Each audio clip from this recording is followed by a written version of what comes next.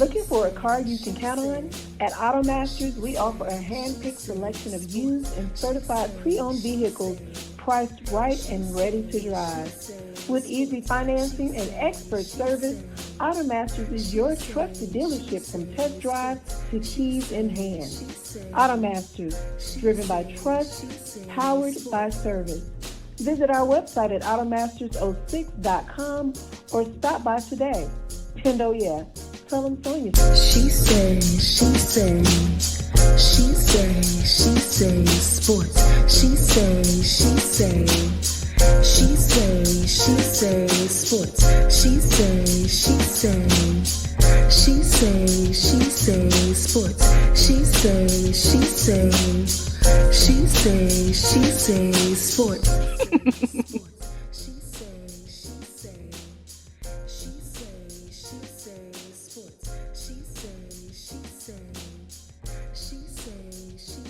Hey y'all, it's your girl Sonya, and welcome back to She Say Sports. Please welcome the ARK's Director of Basketball Development and CEO and founder of the Development Academy, Charles Lewis. What's up, Charles? How are you today? I'm doing good, Sonya. How are you? I am doing well. So, guys, I just literally met Charles, maybe 2 weeks ago. We Yeah, were it's that long. Yeah, we were commentating at the MLK Ladies Hoop Fest. He was a play-by-play, and hmm I was the color analyst. So learned a lot from him. It was really, really fun. So it was great to meet you once again. Thanks for being on the show. Oh, no problem. Thank you for having me. And it was same here. Great to meet you. Just like I said, just talking and getting to know a lot about each other. It was cool. Yeah, it was cool. So Charles, tell the listeners a little bit about yourself. Um, as you said, Charles Lewis is my name. Mhm. Native of Jackson, Mississippi. Mhm. From South Jackson, to be exact. And so that's why we do a lot of work in that community. And went to Wingfield High School, People's Middle School. So Jackson, Mississippi through and through. JPS, that's what's up. I love it. I love it. So, Charles, how did your love for basketball begin? I always ask that question because I'm just, you can call it nosy, but I'm curious as how people got into the sport that they love. So, how did your love for basketball begin? My older brother Vernon, he passed a few years back, but when I was Sorry a to hear. kid, I wanted to be just like him. It's okay, thank you. Mhm. But I wanted to be just like him, and he played basketball. And so as a kid, I would just always follow him and his friends around, begging to play, begging to play. And one day I was probably like 19 years old, and they didn't have enough to play 3-on-3, and they let me play that day. And I just since that day, I just always wanted Wow. to play basketball. And so just from that day, about 8, 9 years old, it's just always been basketball. It's been what I wanted to do. I love that. And you wanted to be like your big brother. That's what's up. Yep. Just trying to follow him around. They gave me a reason to kind of, he was so cool to me. I thought everything he did was so cool. And so Mm, just if my mom knew he was going to play basketball, he let me go hang out with him then. So I was like, Mom, they going to play basketball. I just wanted to be around and that's so some kind sweet. of way fell in love with the sport. I love that. That's what's up. So Charles, uh, we're gonna get right into it. We're gonna talk about why you're here. You've been open about your own past hurdles, including the risk of becoming a hmm statistic. How do you use your own life story to tell a kid at the art that their current circumstances don't define their ceiling? Well, just kind of starting from just really the beginnings point with that.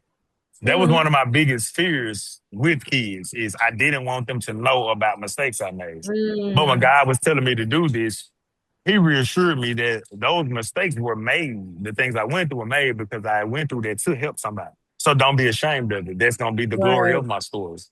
And so now it's just, it was true. A lot of the things that most of the kids especially the ones I get very close with, have a lot of the flaws that I had. And it's like, we gravitate to each other because it's like, oh, we had that thing in common, whether it might be, Mhm. bad attitudes or sometimes you just don't care or you feel like everything's going wrong for you, and I'm able to use my experiences to say, hey, I went through that.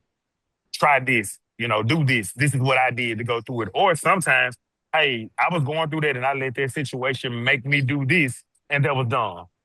Don't let it make you do this. Even if I don't know Right. the way to, tell them what, to do in that situation. I can tell you what I did that didn't work, and we won't go down that road. And so it's just using those experiences and those things to kind of, be it's not a handbook for this thing called life, but it's just kind of a guide to say, okay, we know what Right. happened if you go down that road. Let's try another way. And even if, and sometimes we as adults, or the situations we've been through, we try to save them from themselves, like being a Mhm. testimony, but sometimes they have to learn on their own. But Oh yeah, and you I still have did your several part. stories. Right. Oh yeah. And I have plenty of stories, my son, what I'm saying, one of the boys I basically took in his mind.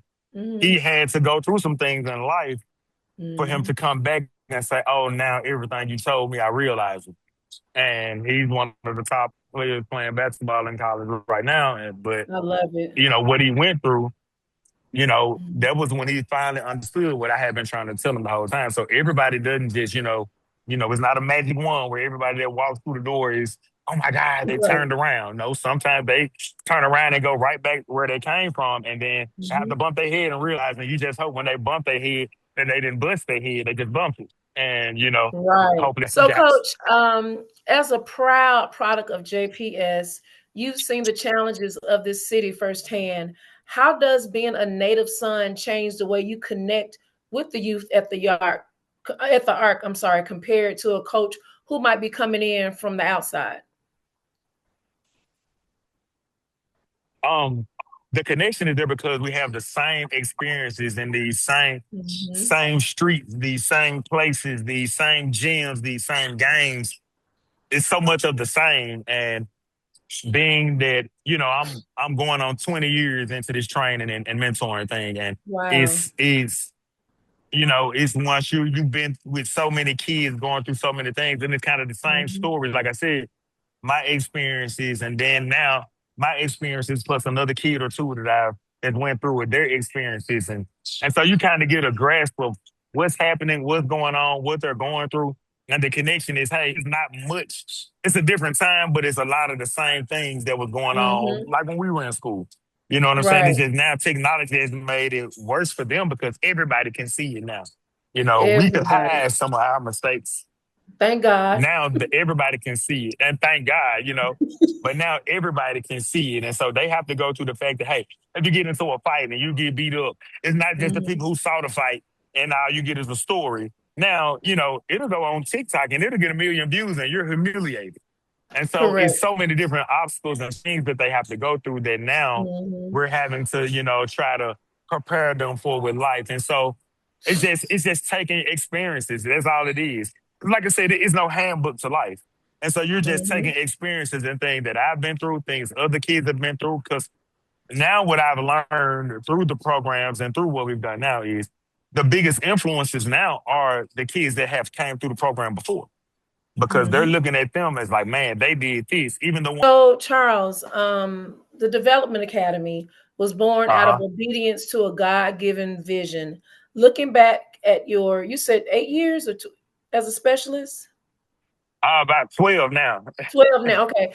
Looking back at your 12 years as a specialist, was there a specific moment where you realized basketball was just the hook to reaching these kids for a bigger purpose? It was the start of everything. Mm.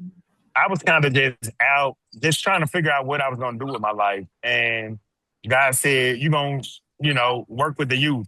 And I was just wondering, like, what am I gonna do with the youth? You know what I'm saying? And Mhm. honestly, I was at a retreat. And at this retreat, it was me and a group of kids there. We were the only people under the age of 55 there. And so I was like, I feel out of place. I know they feel out of place. But we were there for Mhm. each other. And so the pastor that was over this retreat, he said, go out in the woods and just pray, just talk to God. So I go out in the woods and I'm like, God, what am I alive for? What's my purpose? Three or four of the guys walk up and say, hey, could you talk to us for a second? I said, hold on, I'm praying. I walked deeper in the woods. I said, God, what am I alive for? It was about 6 or 7 of them walk up this time and say, hey, could you talk to us for a second? I said, let me pray real quick. I walked Mm. deeper in the woods. I said, God, what am I alive for? What's my purpose? This time, all 12 or 13 of them walked up. It was like, can you just talk to us? And I was like, okay, God, I get it now. Then you. And so we're walking and talking, and we're just walking through the woods. And I was like, well, what am I gonna do with them, God? Like at that particular place, I was, for lack of a better word, just basically homeless, didn't have a job, nowhere to Hmm. stay. I was like, God, what am I gonna do with them? I don't have anything going right now in my life. And we were walking through the woods, and this woods just opened up into a basketball court. And he spoke clearly to me. He said, you're gonna use basketball to reach the youth. And I went home after the retreat. I had about 5 or 6 job interviews set up. I went into every single one of those job interviews and I told them to give their job to somebody else because I'm a basketball trying to be good, Tarzan. And that's what I've done ever since. That was like Wow. So you went to 2010. the interviews. You went to the interviews and told them to give the job to somebody else. Yep. It was another person in there. And I just walked in. I was like, give that job to them. I'm a basketball trainer. And I walked out. My mama was so mad at me because, she had set up all these job interviews and all this stuff. And I was just like, Mom, I'm a trainer. And she was like, I don't know. And I was like, I know what God told me. I know what God told me. And she was like, I don't know about that, baby. I don't know. And I was like, Ma, I know what God told me. And, you know, here we are 12 years later, and everything he Wow. told me and showed me, we're looking at it. That's a blessing. That's what's up. You were Mm-hmm. obedient. And, sometimes we, out of fear, we go and get Yes. the job because you could have had the job, but you wouldn't have been obedient to Mm-hmm. what he said, and also to your the vision of what you really wanted to do. That's what's up. I love Mm-hmm. that. And that's one of my biggest things as far as with when I'm speaking to the youth is, hey, a lot of Coach Charles, how did y'all do all this? You had to have so much money. And when I say stuff like, oh, I didn't pay any money. And they was like, what you mean? And I was like, God did it. Everything that we have, everything that came, God made some kind of way where somebody else actually took care of it for us. And it's like, just all I did was obedient and did the work. And, that's kind of my thing with them is be faithful in the work that you're doing because God will have a bigger purpose than what you may be thinking it is. And That's because you true. just are being obedient in the purpose he gave you, he'll end up making it bigger than what you ever thought it could be. And all you had to do was just be obedient. He just said use basketball to reach the youth. And he turned using basketball to reach the youth into a multi-court facility. So God is amazing. That's who, gets all the praise and glory for it. That's what's up. Thank you. I needed to hear that. I appreciate it. Thank you, sir. It's amazing when he gives you the vision, he will give you the provision. If you do it on your Hmm. own dime and he didn't tell you to do it, your dime is going to run out really, really quick. So that's Hmm. great advice. Great advice. So, Charles, you've trained collegiate stars and overseas pros. What is the one pro Uh-huh. level habit? What is the one pro level habit or mindset that you find is most often missing in young players today? And how do you instill that in them? The biggest thing that a lot of them have is they don't understand the term pro. When I tell them about being a Mhm. professional is somebody that shows up to work every day. Every day. You know what I'm saying? And every single day. And so if I want to be a professional basketball player, every single day, I have to do something with the basketball.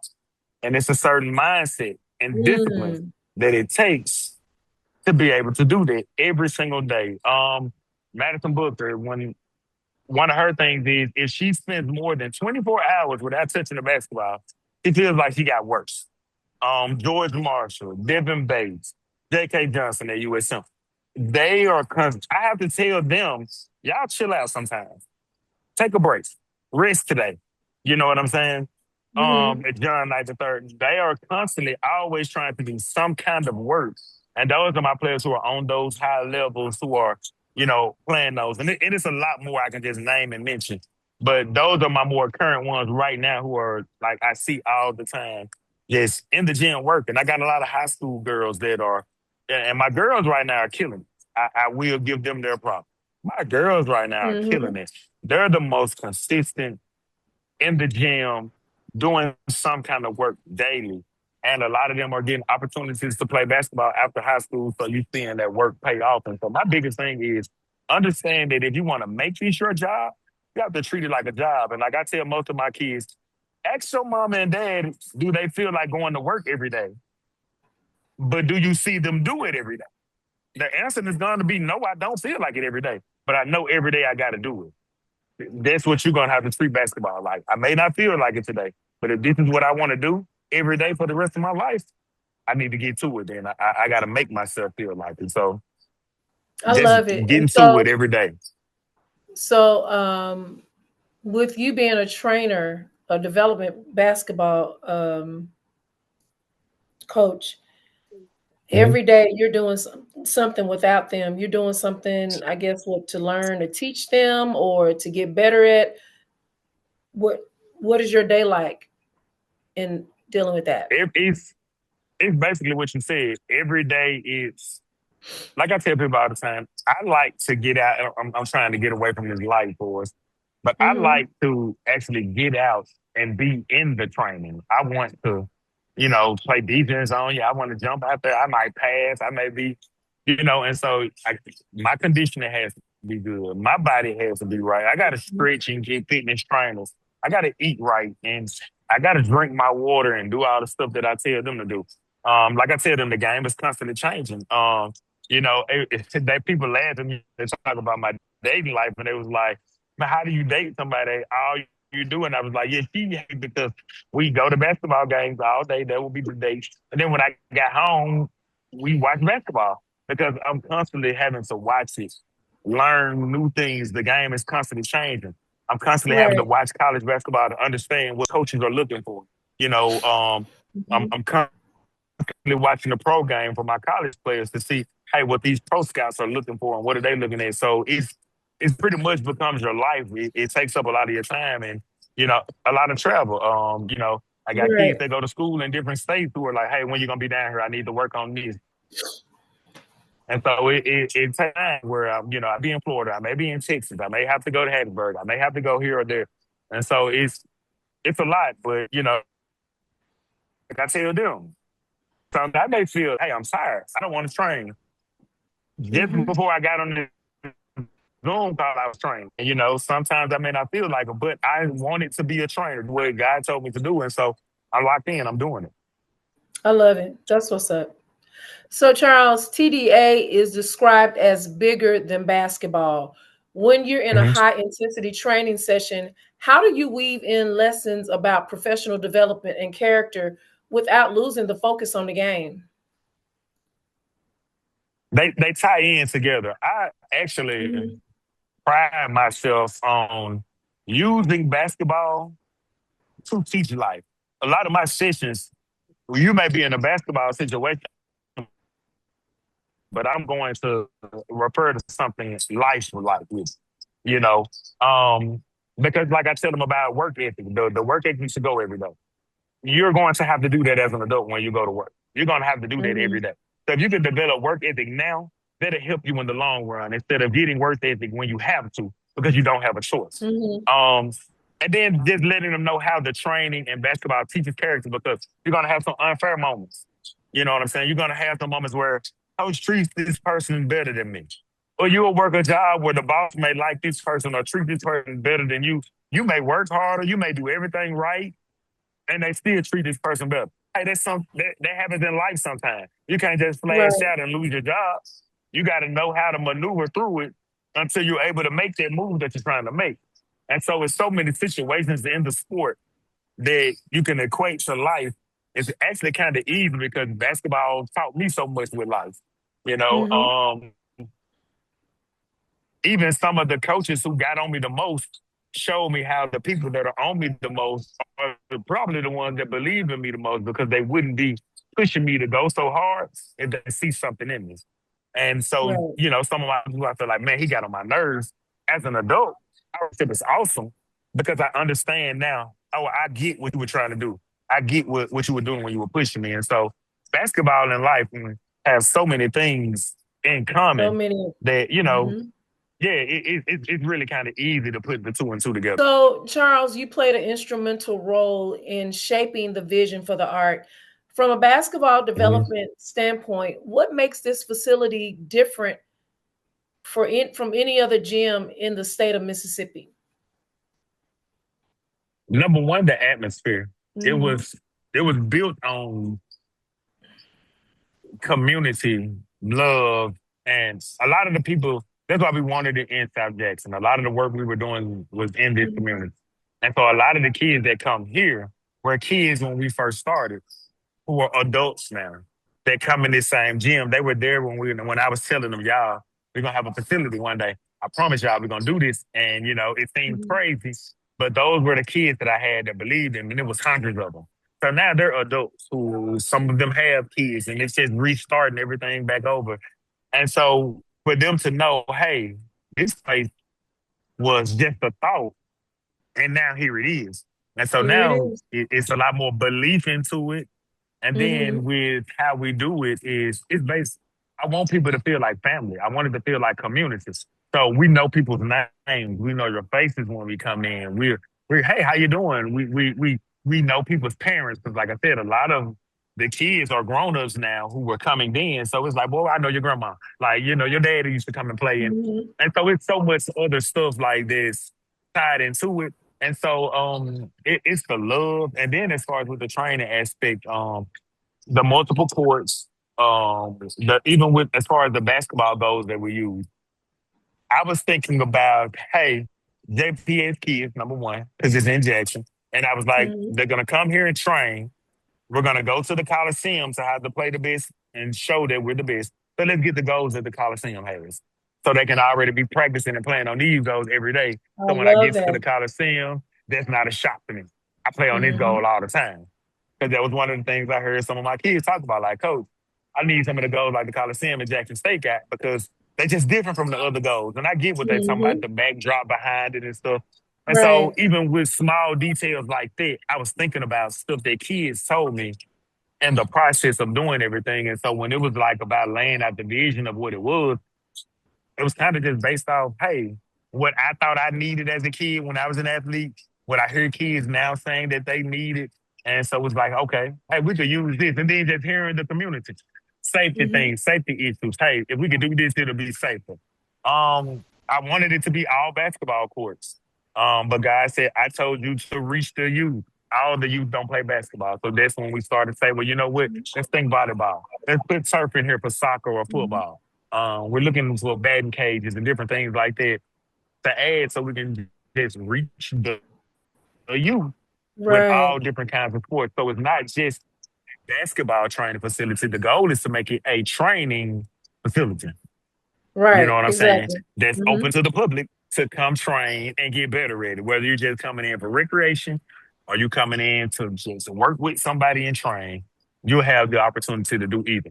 And so that was the thing about it, where we didn't want to be just, one thing where it's just open to the public, only just come in and Right. get games, open run games in.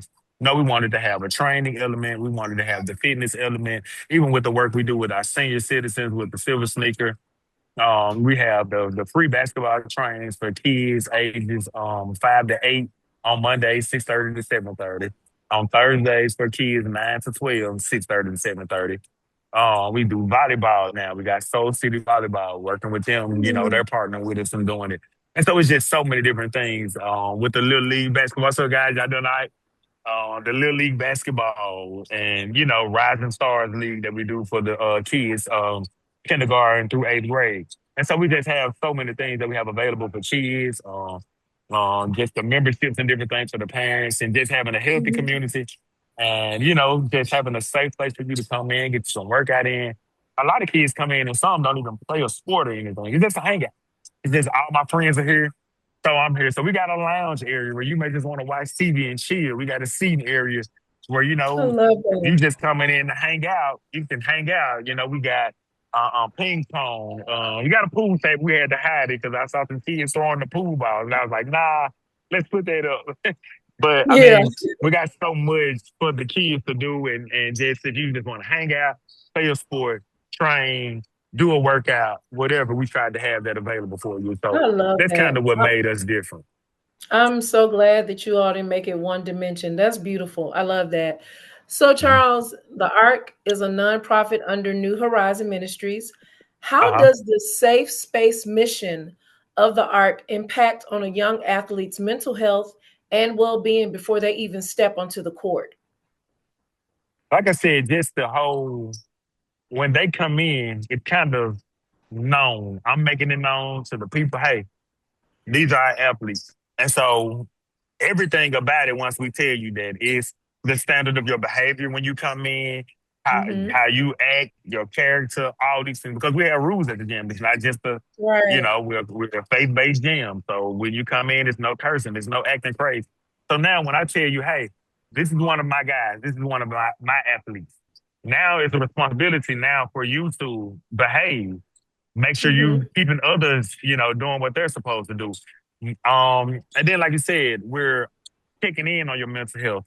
How's school going? You need help with anything, whether it's classes, whether you need some groceries, whether you just, man, hey, I need a few dollars to eat sometimes every month. We try Hmm. to make sure we're taking care of the athletes and just the people in general. It's not just the athletes, but with the athletes because we understand the wear and tear on the bodies, the mental part that goes with trying to do school, trying to play Right. sports. And so we try to give them a little extra help, whether it's sending a basket. Like with a lot of our athletes, we had baskets for them going back to school with the Hmm. pillows and clothes baskets, big Right. boxes of noodles and all the different things. We have food drives and we make sure, hey, y'all sign up for the food drives so y'all can get these food boxes every month so y'all can make sure y'all Mhm. got food. And so I it's just the love small that. things to make sure you can take the load off them. And um, looking at a new program now that everybody be ready. We're gonna be asking for help for it. But Okay. where we're taking a lot of our athletes who they were once athletes may have gotten in some trouble or may have kind of just, lost their way with school. A lot of them had to get Mhm. jobs and had to stop school. And so we're trying to come up with a program that can help us kind of fund them, get them back in school, back playing the sport they love, and just try to really just put them to get their education, but take advantage of getting it by I using love your that. ability. And if we can help say, hey, I know you had a job and you were worried about making money so you couldn't go to school, but if we can try to get you $700 a month, $1,000 a month, where we can get it funded so you can go back to school and just try not to just be working jobs. You can actually have a career path. Right. Even if you're taking a trade, let's just use the fact that you can I play was a just about sport to say that. to go Yep. ahead and get it. I And love so that. it's so much. Oh yeah, we try to offer a lot, even with some of the guys where we're pushing them to say, hey, let's go into a trade, let's get their certification, and now let's come over here, let's work on how to run a business. Let's teach you how to show you how we did this thing. Let's show everybody else the blueprint of how we did our businesses and help some of these guys because you look around us. We're in Jackson. There's a lot of businesses that are going out of business. So instead of looking at it as, oh man, it's terrible, it's so bad. Hey, let's build the next wave of Let's entrepreneurs who be the gonna put solution. businesses That's here. right. hmm hmm Let's be the One of the things solution. I like to call it is reverse gentrification. You know what I'm saying? Let's buy back Mm. our own things. Let's take our own stuff and That's buy it right. back. And that old building that's on the corner, they should be like, man, they should just tear that down. No, we shouldn't. We should put an ice cream shop right there. You know what I'm saying? Because we don't have an ice cream parlor in the city. You know what I'm That's saying? So right. it's things like that there we got to think deeper on. How you doing, Max? That we got to think deeper on. I'm sorry, y'all, that I'm speaking to everybody, but I'm at the gym and so He's very everybody's coming friendly. in. Trust me. He's very, I'm it's sorry. okay. I noticed that when but, I met you. yeah, and all these kids, but like I said, a lot of them are grown ups now who were middle school, high school when I started. So, they come in, Coach Charles, what's Right. up, what's up? And so, but Yeah. I love to see them as adults. And so, but like I said, those are the ones that we're saying, hey, don't move to a different state. Put what you were chasing in that other states in your state. And I now agree. you have those things that man, other states got all these restaurants. Okay, you see that abandoned building over there? Let's put a restaurant right there then, and see how Yeah. many people can come through. And so it's just changing the mindset of the people, and that's what this gym is about. showing that, hey, we're people right from where you are, in the same places you've been. I walked these Mhm. same streets. I went to the same schools, had the same circumstances, and look what we were able to do. What's up, bro? And look what we were able to do. You can do these same things. Just find your purpose, find your passion, get that relationship with God, and let Him push you into where you're going. And if we I find love purpose it. in these things we're doing, it's unlimited. That's what's up. I love it. I love it. So, look, brother Charles, you know you said you serve everyone from children to the elderly. Can you share a story of how the energy of the youth basketball program has positively affected the seniors or families who use the facility for fitness and arts? Well, it helps so much because a lot of people didn't even know that it was here because we're practically new. And so we are like, when they come in for leagues and groups, they are they are like, oh my gosh, I didn't know this place was right here. And then once we started telling what we offer, how we are, what we do, it's like, oh, I love this place. And then with the seniors, my Hmm. mom started doing the seniors classes. And so that's one of my biggest stories. Oh, I love My that. mom started doing the class. And so when my son graduated last year, we had to park so far away from the graduation. And so I was worried, like, man, I wonder if she's gonna be able to walk this far, you know. Hmm. And my mom was scooting through them parking lots. And I'm like, look at you, girl. And she was like, yeah, I take my classes. It's working out. And so I just love seeing my that. mom benefiting from it, it was like, it was amazing. And so just, Hmm. I can tell a story about all of it. Even some of the ladies, it was one of the elder ladies, her son started coming first. He was a fireman. So he was coming first and he Hmm. told his mom about it. And Mrs. Norwood, I say her name, Mrs. Norwood came in every day. Mrs. Norwood has been here going for a year, just over a year now. So for a year, faithfully, she's come in every day. We've been open and walked this track. And when I'm talking about seeing the transformation in her body, just the way she's Wow. lost, and this is the elder, this is the senior, and just the discipline of coming in every day, walking and walking. And like I said, when she comes in, it's, hey, Miss Norwood, how you doing? We know her name, we know her routine. And so it just, and she feels the love of coming in this place. And she And it shows and it because it's she's here every and it's day. safe for her. It's safe for her. Oh, yes. Yes, because That's good. security's outside. We got security. I'm actually sitting beside security. So that's at the door when you come in. He's checking your bag at the door. So I'm sitting up here beside our security. So it's a safe place, you know what I'm saying? And so That's good. and that's one of the big things that we wanted to make sure we had a safe place for people to come. Right, because a lot of people don't even feel comfortable walking outside in the tracks anymore. So being able to do that, that Hmm. that says a lot. I love that. So Charles, now that the ARC is a reality and thriving, what is the next impossible dream you have for the youth of the greater Jackson area? Man, we're still building on the art, actually. Okay. We're about 80% done, 85% done. So we're going to add another basketball court, hardwood court, or showcase court.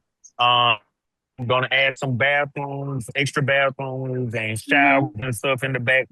Possibly some batting cages and pitching ranges. And so we got a lot of different things coming. And once we finish up the arc, we got some things coming. I'm keeping it kind of low right now. We got some things coming. We got a Well, when skating you rink we've been working when on. And it's so we've got a lot. well when it comes to fruition and you're able to talk, you got to come back on the show and talk about it. Of course, you know I got you. You know I got you. So awesome. So, Coach, you've said you've been dreaming about a place like the Ark since 2012. Looking around at this 110,000 square foot facility Mhm. today, what is the one small detail that reminds you most of how far you've come in? How far you've come, I'm sorry. When I walk in and I see, and because I'm looking at one now,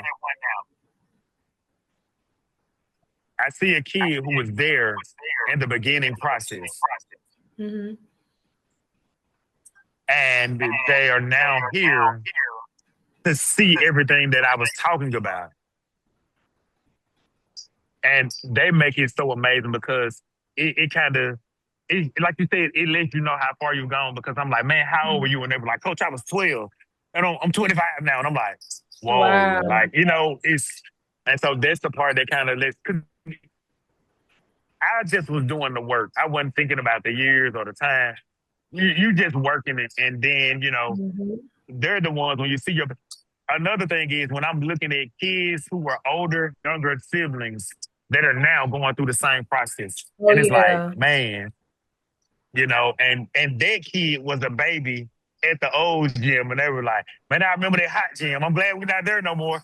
And it's like, wow, like and so it's humbling, and it's also motivating at the same time because one of my friends, he Yeah. always says, "Man, you should never believe that it's nothing you can't do, bro. Like you really pulled off a dream that you were dreaming of." And y'all were able to pull it off. So you shouldn't think that it's anything you can't do. And so that's the biggest thing, like pushing them to believe. Because, like I tell them all the time, when y'all walk through those doors, you're walking in a dream. You're walking in my dream. So it was all a Mm. dream, and now you're walking in this dream. So if you don't believe in dreams, you just walk in one. So how can you not believe? How can you not? I love it. I absolutely. That's what's up. Last question. For the parents or young athletes Uh-huh. listening right now who are looking for more than just a place to play, who are looking for a community, what is your open Mhm. invitation to them to come experience the ARC? You basically just gave it to them, son. Because if you're looking for something more than a sport, some community, this us. You know what I'm Mhm. saying? And you don't have to believe me. D here, like I said, does our security. D has probably picked up more friends here in this time here than and how many new people you done met since you've been working here, D? Over 1,000. And it's just because he's Wow. here at the front door every day, so they see him every day. And he's Mhm. not hey, give me your bag, move along, punk. No. It's what's up, man? How you doing? Are you gonna get some buckets today? He's talking to the kids as if I see Right. you every day and I know you. And the staff is talking to them. If you do something, boy, you know better. You know if your mama coming here, your dad coming here, I take. And so therefore, it is a family. It is a community. It Mhm. is bigger than just in a gym. And so it's a major thing. And so and then like I said, with me, with the TDA staff, with all of us, we are big on, hey, your kid's not just a kid with us. When we see your kid, we're gonna talk to them every day. If I see your kid normally comes in happy and bouncing off the wall, today he's a little sad. Hey man, what's going on? We Right. really care. And so that's the difference is you have to care or you really can't really be here with us. Like, and so that's the thing because it's mandatory that you care. You have to care. And so, I love that. hey, this is the place for That's you. what's up. That's what's up. Well, Charles, thank you so much for joining me today. However, before I let you go, we play a game that's called What You Know. So Okay. it's a way for me and the listeners to get to know you better. I'll ask you a few questions and you choose the one that best fits you, okay? It's Okay. easy. Trust me. And it's basketball. Let's go. Who was the first WNBA player to dunk in a playoff game? Was it Asia Wilson, And Let me finish. Brittany Griner, Cheryl Swoops, or Sue Bird? I'm going to go Brittany Griner. That is correct. Which player is nicknamed the Mailman? Was it Michael Jordan, Alonzo Mourning, Karl Malone, or Dennis Rodman? Karl Malone. That is correct. Who did the Charlotte Hornets draft directly out of high school in 1996 before trading him to the Lakers? Was it Allen Iverson, Ray Allen, Steve Nash, or Kobe Bryant? And they were all in that 96 draft class, Yes, they but were. Kobe Bryant was who Charlotte drafted. That's right. And you know who else was in that class from Mississippi? He was on the show last week. Brian Wanky Adams. Oh, yeah. That's And my my man boy. Wayne. Yep. A lot of people don't know about those legendary guys. That dude, I tell a lot of those legendary guys like him, y'all got around us so these people can know you, man. that's right. 30 years ago, he went against the grain and Yes, they got a. and went to a HBCU, a SWAC school, instead of going to a SEC and all those places. Yeah, Yeah, we could have talk went about, anywhere. yeah, absolutely anywhere. Um, who was the shortest player to ever play in the NBA? Was it Spud Webb, Muggsy Bogues, Earl Boykins, or Nate Robinson? Muggsy was shorter than Earl Boykins. So yeah, Muggsy Bogues. He's 5'3". Who Yeah. has the highest career scoring average in the NBA history? Let me say that again. Who has the highest career scoring average in the NBA history? Is it LeBron James, Kevin Durant, Jerry West, or Michael Jordan? Michael Jeffrey Jordan. And you know it, my boo. He had 30.12 points per game. He achieved 32,292 points over 1,072 games. Oh, that was it. I thought I MJ. had another one. That was all. You made 100. Very good. Very good. Okay, I passed. You passed. So Charles, tell the listener how they can follow you or contact you to get information on the TDA as well as information on the ARK. Any social media website, just search Charles Lewis, CHARLES, Lewis, LEWIS. The ARK, you can search the ARK, Google, or any social media platform, Google the ARK, THEARK. And stop by and see us, 590 Raymond Road. I'm normally here all day, every day, so you'll find me here at the ARK, 590 Raymond Road, the old Sam's Club, or maybe you remember it as a flea market, or maybe that's just that big orange and blue building you see down the hill that you've been wondering what it is. It's the ARK. Come by and see us. And what are the hours? We are open Monday through Thursday, 5 a.m. to 9 p.m. On Friday, 5 a.m. to 6 p.m. On Saturdays, 7 a.m. to 5 p.m. Sundays, we're closed. Okay, that's awesome. And guys, you can follow me on it. She Say Sports on Facebook. She Say Sports 23 on Instagram. And please subscribe to our YouTube page. Well, that's my show for today. Until next time, this is Sonia with She Say Sports. She say sports. She say sports. She say